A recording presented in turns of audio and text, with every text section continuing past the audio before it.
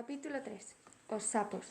Se don Ramón, o ano da súa morte, houbera rubido o cume do tellado da casa de Barreira, non tería enxergado, de calquén banda que se volvese, terras que non foran súas. Horta, prados, campa e muiño por embaixo, leiras e monte quintaban na parroquia de Trabadela pola esquerda, caseríos pequeniños pola dereita, e monte máis monte por riba da curtiña da eira. O ancello do señor era que todo aquilo ficara promulgado.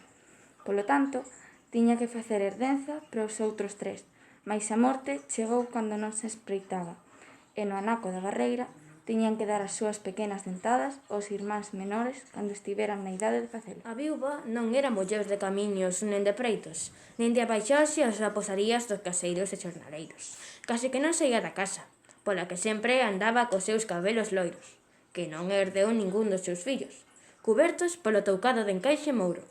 E Armando, inda na minoría de idade, colleu as rédeas da administración.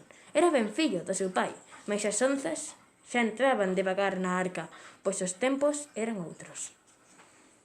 O morgado coidaba e melloraba as terras da barreira, e cos cartos aforrados mercaba outras, co anceiro de levar a termo a arela do seu pai, e ter que ofrecer en troques aos irmáns cando chegase o tempo de lles entregar os seus bens.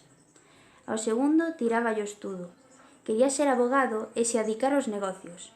A irmá non semellaba da caste, nen siquera deste mundo. Calaba sempre, non rían de xamais e non amosaba gosto nen disgosto por ren. O máis novo era ben da terra.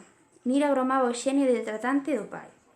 O amorgado coidaba que habería que ofrecer terras a este, a outro cartos para que puidera encetare a vida que desexaba levar.